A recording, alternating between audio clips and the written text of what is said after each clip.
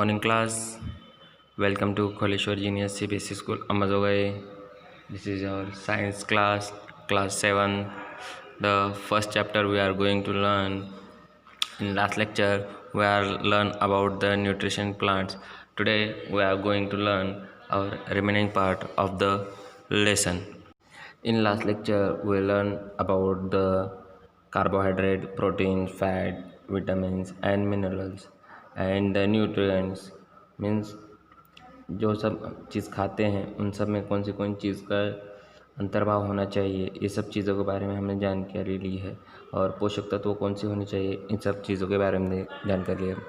इसी के साथ we learn about the mode of nutrition in plants.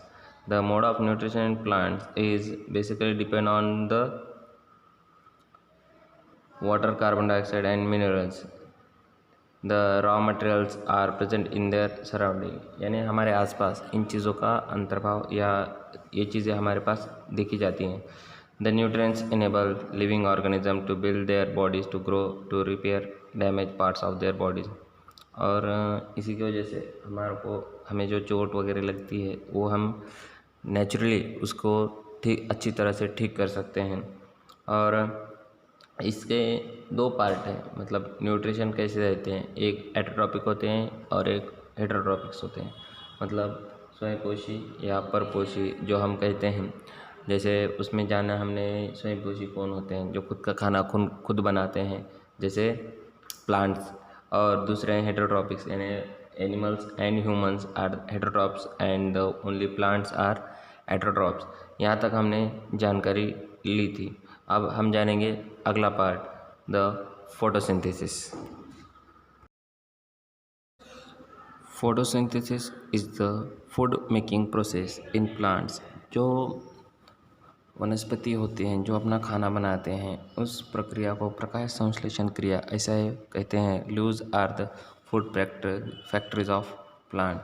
और उसमें जो झाड़ के जो पत्ते होते हैं हरे, वो क्या करते हैं, खाना बनाने में उनकी मदद करते हैं.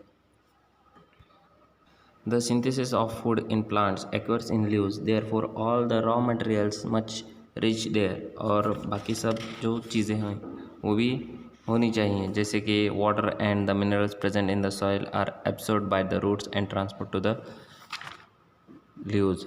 मतलब ज़मीन में सब कुछ होना चाहिए, पानी होना चाहिए, पोषक तत्व होने चाहिए जो जड़ें खींच सके और जड़ें खींचकर वो पत्तों तक पहुंचा सके, जिससे पत्ते क्या कर सकते हैं, पत्ते अपना खाना बनाने की शुरुआत कर सकते हैं. Carbon dioxide from air is taken in through the tiny process pores present on the surface of the leaves.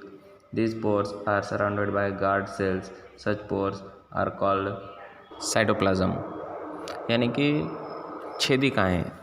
जैसे हम देखते हैं कि जो पत्ते होते हैं उसके ऊपर थोड़े छोटे छोटे बारीक छेद होते हैं, जिनसे हम जहाँ तक देखते हैं आपके स्क्रीन पर कि जो पत्ते होते हैं उनके बारीक बारीक छेदिकाएँ होती हैं, जिससे वो पानी, कार्बन डाइऑक्साइड और ऑक्सीजन बाहर, जहाँ आप देख सकते हैं उस पत्ते के ऊपर क्या क्या हो रहा है, फोटोसिंथेसिस, प्रकाश आ रहा है, वाटर जा रहा है, कार्बन डाइऑक्साइड जा रहा है और ऑक्सीजन भी बाहर जा रहा है. और उसके साथ शुगर्स बाकी के पानों में या झाड़ में पूरी जा रही है. और इसके साथ क्या हो सकता है कि खाना तैयार होने की क्रिया हो सकती है. Water and minerals are transferred to the leaves by the vessels which run like pipes throughout the root the stem. यानी एक प्रकार की कोशिकाएं या नलिका झाड़ों में होती है या वृक्ष में होती है. और जैसे कि हम खाना पीना खाते हैं तो हमारी पूरे बॉडी में तो सेल्स की वजह से जो जाता है ब्लड या खाना, वैसे ही वनस्पतियों में क्या होती है, वेसल्स होती है, रूट्स होती है और स्टेम होती है. इस पार्ट्स की वजह से खाना वहाँ तक पहुँचता है, पत्तों तक. और the branches and the leaves they form a continuous path or passage for the nutrients to reach the leaf. और वो हमेशा ही क्या करते हैं कि वनस्पति या पत्तों तक पूरी चीज़ें पहुंचनी चाहिए, पोषक तत्व पहुंचनी चाहिए, जिसकी वजह से हम क्या कर सकते हैं, हम खाना बना सकते हैं। इसलिए वो दिन भर यानी जब तक पूरी प्रक्रिया खाना बनाने की होती नहीं है, फोटोसिंथेसिस पूरी होता नहीं, तब तक वो काम के लिए रुकते नहीं हैं। ये हमने देखा कि खाना किस तरह से बनता है, या मतलब द प्रोसेस, और झाड़ की पत्तियों तक, यानी पत्ते क्यों important, the leaf are more important in food chain of making photosynthesis. Photosynthesis में पत्तों का बहुत ज़्यादा महत्व है। द लीव्स have a green pigment called chlorophyll.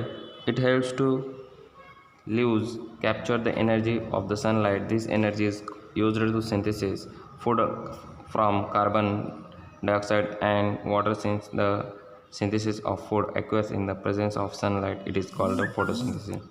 Photo means light, synthesis to combine. यहाँ पे हम प्रोसेस देख सकते हैं कि जो पत्ते होते हैं, पत्तों में क्या होता है कि हरित लवक होता है, जिससे वो खाना बनाने की शुरुआत कर सकते हैं, जिससे वो एनर्जी, पोषक तत्व अंदर ले सकते हैं। और जो सूर्य प्रकाश है, इसलिए पत्तों का अनन्य साधारण महत्व यहाँ पर दिखाई दे सकता है। और यहाँ पर photo means light, synthesis means to combine, मतलब ये सब चीज़ें जो पत्तियाँ या झाड़ के पत्ते होते हैं, वो क्या करते हैं, जो फूड चेन है या अन्न नलिका है या अन्न की बनाने की प्रोसेस है, खाना बनाने की प्रोसेस है, या अपना खुद जो हम कहते हैं एटरोप्स का दर्जा जो रखना है, उसके लिए वो पत्ते सबसे ज़्यादा महत्वपूर्ण होते हैं। और वहाँ पर वो क्या करते हैं, टू कंबाइन, यानी सबको एकत्रित करते हैं, साथ में लाकर खाना बनाने की प्रोसेस करते हैं। इसका मतलब कार्बन डाइऑक्साइड, सनलाइट और water are most important in photosynthesis. तो आज हमने फोटोसिंथेसिस के बारे में जानकारी ली। बचा हुआ भाग हम कल देखेंगे। तब तक have a good day, bye.